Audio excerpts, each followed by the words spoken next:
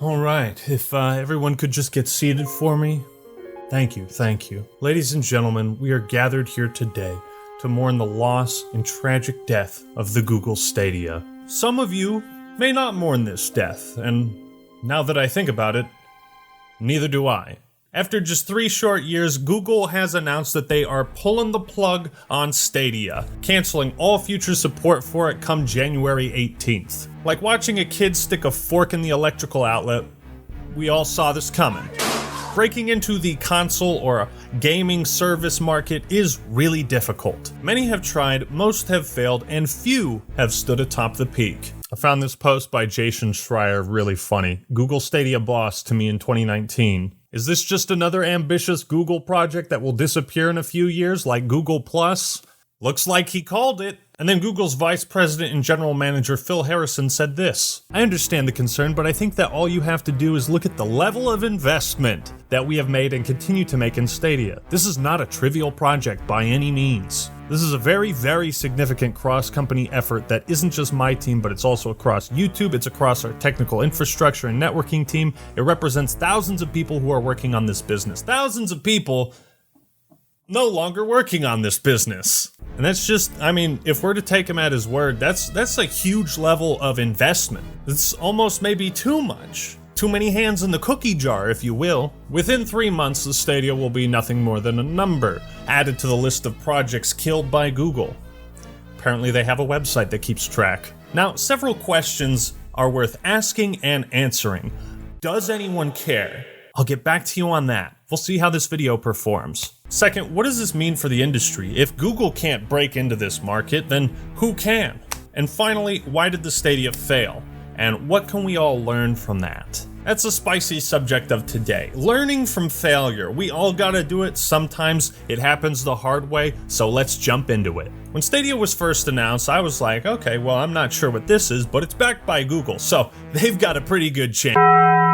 I say it all the time, first impressions are so important in gaming. I have so little patience for things that suck and don't work. This is how I've been conditioned by the video game industry. Now, my first experience with Stadia came back at PAX 2019, and they had a huge booth set up, and you could play Doom Eternal like 6 months before it dropped. So I was insanely hyped to get an early taste of the next Doom game. The catch was, I had to play it on Stadia. At first I was like, oh, that's fine, I'm down to try out a new console. But then I was like, why is the game so laggy? The people at the booth were super nice, and even though they wouldn't let me film gameplay, they sure as shit did their best to diagnose what was going wrong. And I know that neither Stadia or Doom Eternal were out at that point, but I just could not get over how bad the input delay was, and how poorly the game performed. That was my first and only time ever using a Stadia.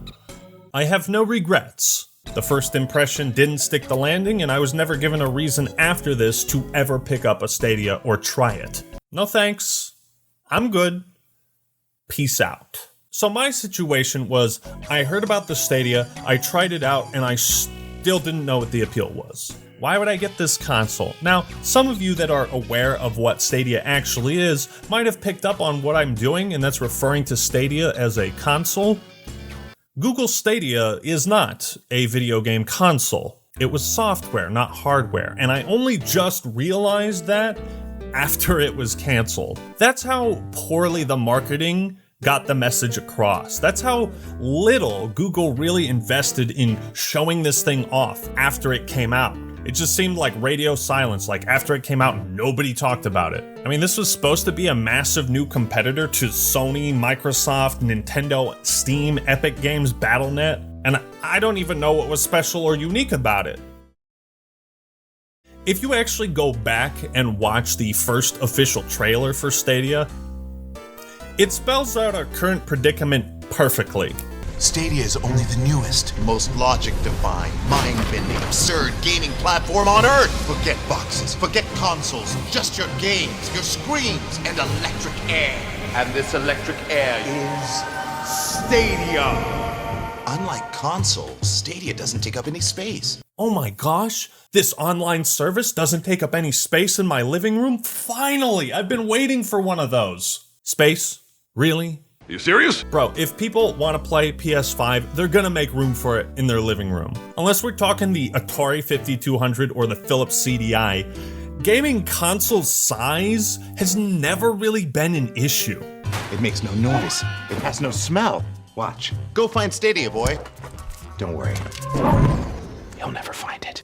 Okay. This commercial is perfect. It represents what I feel better than I could have ever described it. This man is literally mimicking the confusion I had watching this commercial. You can play Stadia with this. Playing video games? With a controller? What? Stadia is gaming for free-range humans. So yeah, the general point of advertising is to get your product out there and to inform people, hey, here's this thing. Go buy it. Give me money. It's clear Google wanted Stadia to seem cool, but they tried way too hard, and gamers had no fucking clue what any of this was supposed to mean. Google's advertising was a reflection of just how clueless they were about the product. They didn't know what they were selling. How is this different from Steam? Stadia's streaming pipeline leverages decades of Google research. Is that a dog? What the dog doing? And then right as the lady's about to explain what Stadia is, she gets interrupted. Unthink the things you think are things. Unthink the things you think are things. I don't even have time to explain why I don't have time to explain. You couldn't be more vague and obscure about your product if you fucking tried. This was the first problem with Google's approach, the sales pitch. It was not clear. So the idea is that I get to stream games without downloading them, and I don't have to wait for games to update. You want me to pay for a service that lets me play games on my computer slightly more conveniently. I mean, for people with terrible internet, yeah, maybe. But if I want to update a game, you know what I do? I go take a piss, or I go look at Twitter for 5 minutes and hate myself. I do anything. I can wait for a game to download, you know what I mean? Now, to be fair, there were some benefits to this Stadia. I mean, it supported 4K resolution and 60 FPS with HDR. They had a premium subscription service, kind of like Xbox's Games with Gold, where you'd get free monthly games, and once you got them, you kept them forever.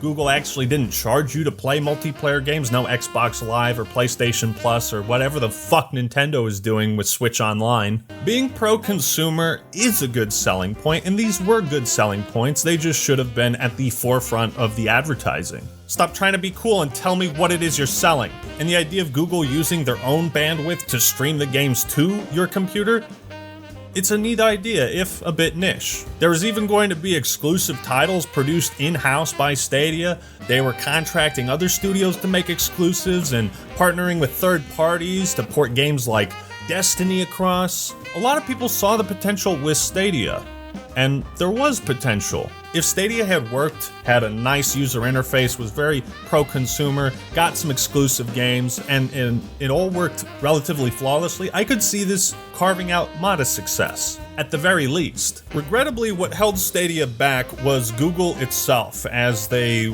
doubled back on many of the promises they made to produce exclusive games. A lot of what Stadia was meant to offer was canceled partway through. You know what's really fucking weird? I don't ever remember seeing a Stadia commercial on a YouTube video ad.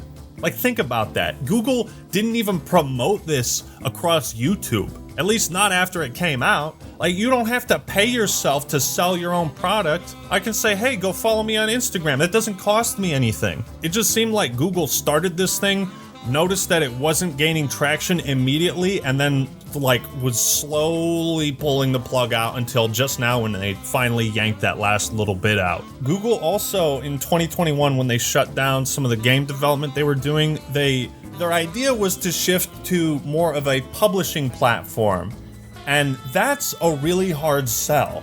Why should I leave Steam or Battle.net or Xbox, PlayStation, Nintendo's eShop? Why should I leave any of those to go to Stadia?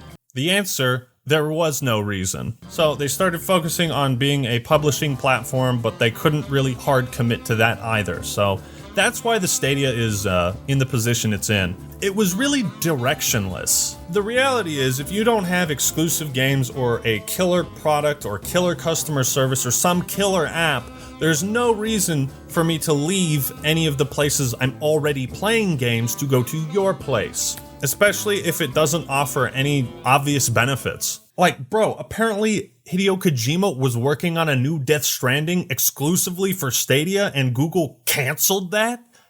Like, how? How do you do that? It's Hideo Kojima. Google had created and then shut down some of its own game development studios, most of whom only found out about Stadia being canceled at the same time you and I did. A little bit more notice probably would have helped the devs. I mean, you really did your people dirty, Google. Typhoon Studios, Stadia Games, you're out of here. On a positive note though, Google will be refunding anyone who bought games on Stadia, and that's the most pro-consumer thing they can do out of this. Obviously, they're not gonna like refund, you know, this service that you paid for. It's a service, right? At least Stadia is trying to exit the scene with some dignity and grace, but that's not the case for some developers and employees of Google, some of whom were surprised at best and taking a massive financial loss at worst. Reportedly, some developers had been sinking upwards of 6 figures into developing games and porting them to Stadia, only for this to now come out and for those projects to essentially be a waste of time and money. That's incredibly frustrating. And Phil Harrison, the vice president and general manager at Google, wrote up this little document detailing why the Stadia, was being shut down. He says it hadn't gained the traction we were hoping for, and it's like, no, your pitch didn't gain the traction. You didn't know what you were selling. I think the Stadia will serve as an important reminder to tech companies that just because you make billions and billions of dollars doesn't mean you can suddenly fill your head with hot air and think you can do everything.